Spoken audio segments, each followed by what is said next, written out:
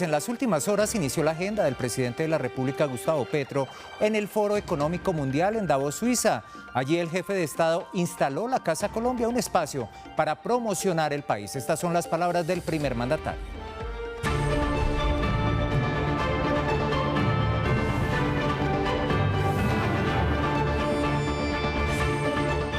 Con ustedes, el señor Ministro de Comercio, Industria y Turismo, Germán Umaña Mendoza. Damos la bienvenida a todos y todas. Tenemos el privilegio de contar con el señor presidente. Nuestra estrategia es una estrategia de promover la inversión para el país de la belleza, la biodiversidad, nuestros mares, nuestras culturas, nuestra plurietnia, nuestra pluricultura, nuestro policlasismo. Realmente tenemos tanto que ofrecer, pero la verdad es que ustedes quieren oír es al señor presidente, no ministro. Entonces le doy la palabra al presidente Gustavo Petro. Presidente, un placer tenerlo acá, muchas gracias. Bueno, gracias a quienes han venido aquí a visitarnos, colombianas, colombianos, personas fuera de Colombia que nos acompañan, inversionistas, etcétera. Como todos sabemos, el mundo pues vive momentos de tensión profundos desde todo punto de vista. Uno de ellos, la crisis climática. Quizás el principal problema, quizás la madre de los problemas, porque va generando otros, incluidas las tensiones nacionales, internacionales, sociales que vive la humanidad hoy. Colombia ha venido defendiendo desde mi gobierno la posibilidad de solucionar la crisis climática a partir de un salto de concepción de la humanidad frente a la naturaleza, frente a su planeta. Implica cambios políticos indudablemente profundos, transformaciones de la sociedad y de su concepción. Y podemos, no solamente a partir del discurso, sino la práctica misma, demostrar que es posible. Colombia, por ejemplo, ha decidido no contratar más exploraciones de petróleo y de gas y de carbón, hidrocarburos en general, como un efecto de demostración sobre la necesidad que tenemos en nuestra economía mundial de descarbonizarla. Mucho más complejo en países como Estados Unidos, los de la Unión Europea o China. Pero adicionalmente queremos mostrar formas alternativas de sentido de la vida, de intensidad de la vida en un mundo descarbonizado. Y esa posibilidad está precisamente en la relación con la naturaleza. Colombia es la segunda potencia mundial en biodiversidad, es decir, en la cantidad de vida por metro cuadrado. Bajo las contabilidades tradicionales de estas economías de mercado, hemos aprendido que la rentabilidad es cuánto dinero genera por metro cuadrado. Uno de los debates que nos hacían en Bogotá es ¿por qué esto vale tan caro? Pues precisamente porque Davos tiene una altísima rentabilidad por metro cuadrado. Pero otra forma de medir la contabilidad, esta vez la contabilidad de la vida, no solamente la del dinero, es cuánta vida por metro cuadrado hay. Y resulta que si midiéramos así el planeta Tierra, sus países, Colombia es la segunda potencia mundial. Y la primera es Brasil por extensión, y la tercera es Venezuela, y la cuarta es Ecuador. Es decir, en esa esquina de América del Sur tenemos el corazón de la vida.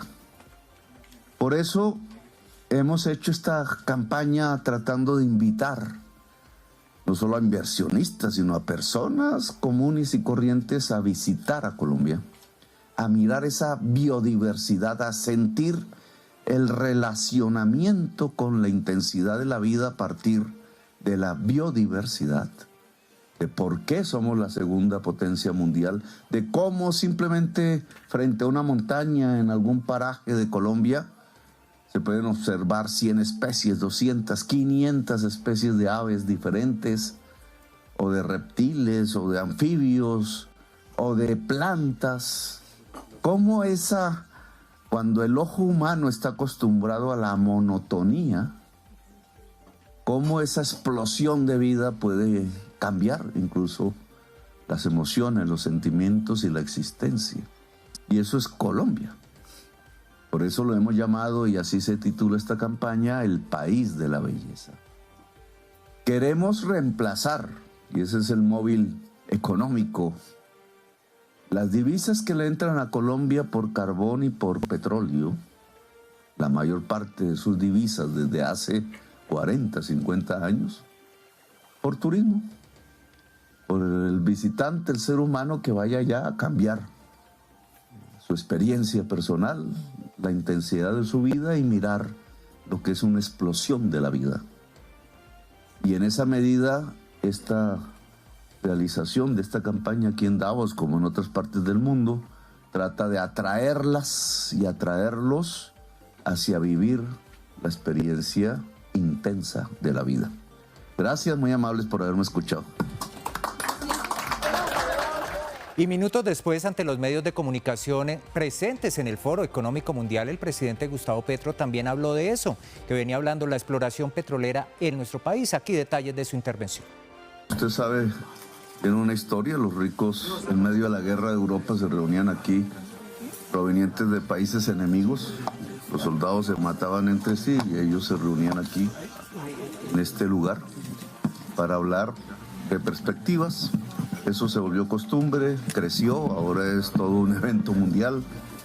El Foro Económico muestra una perspectiva que, en mi opinión, es la de los dueños del capital.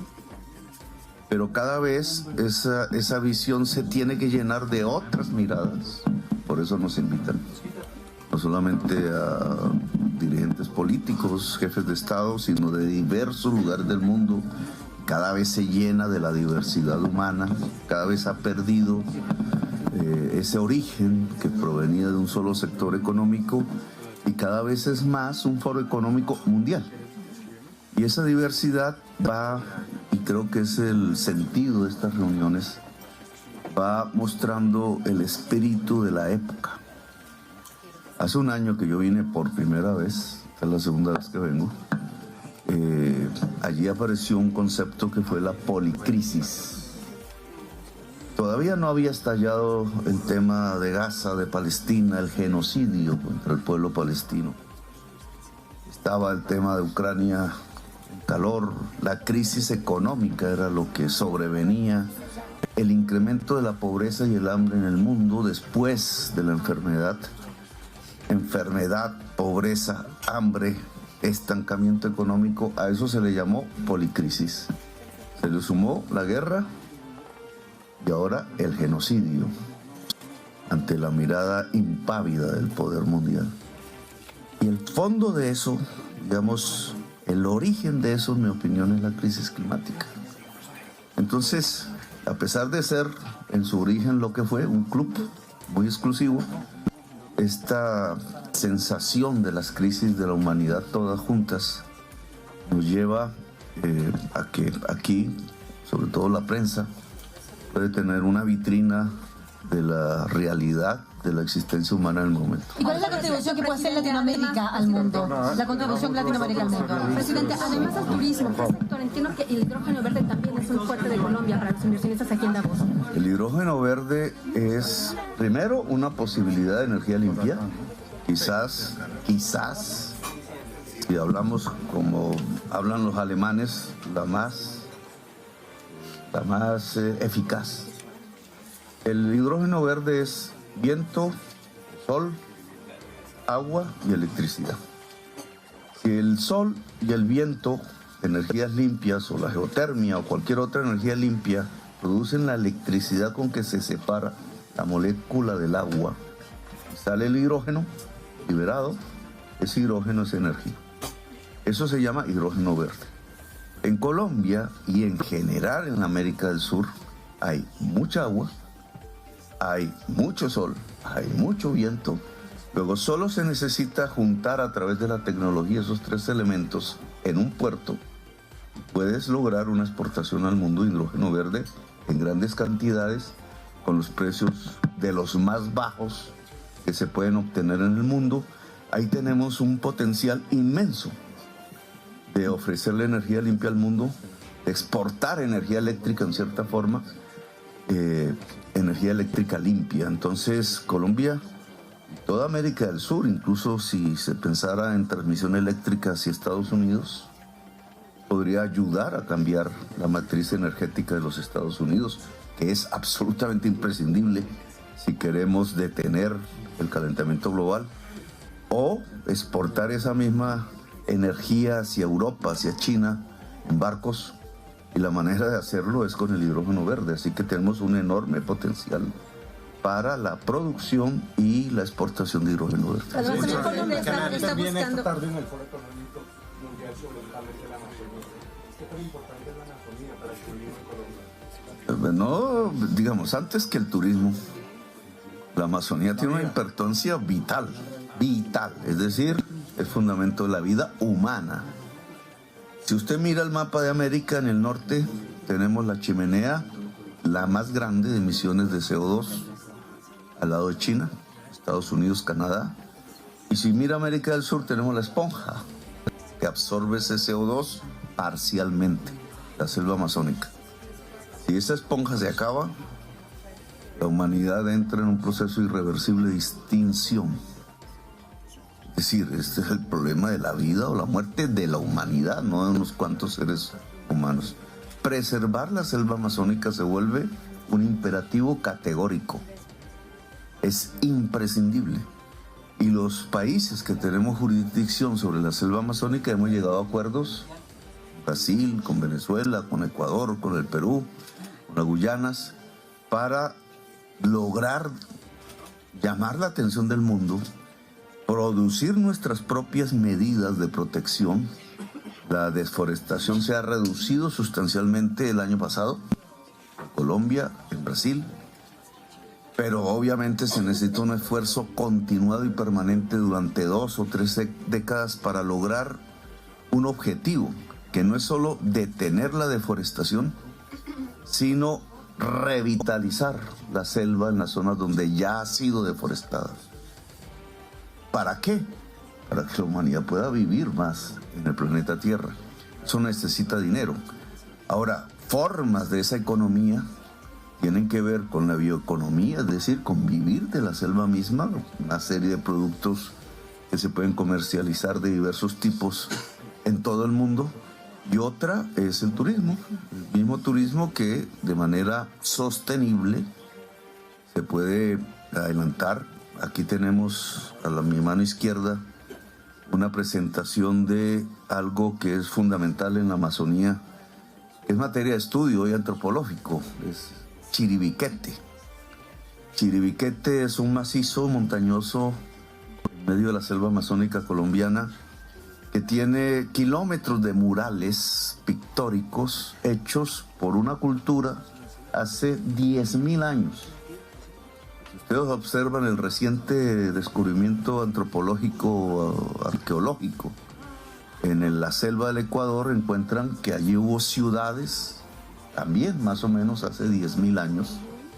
Luego, lo que empezamos como hipótesis científica a ver es que en la selva amazónica antes había una cultura, habían seres humanos hace miles de años que ya desarrollaban formas urbanas, entre comillas, que ya desarrollaban pintura, arte, cultura.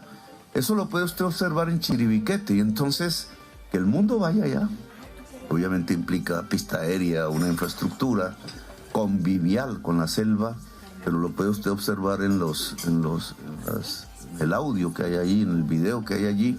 Usted puede observar de los murales y de las culturas más antiguas del mundo en medio de la selva amazónica, lo cual me parece que es un relacionamiento con el arte y la naturaleza.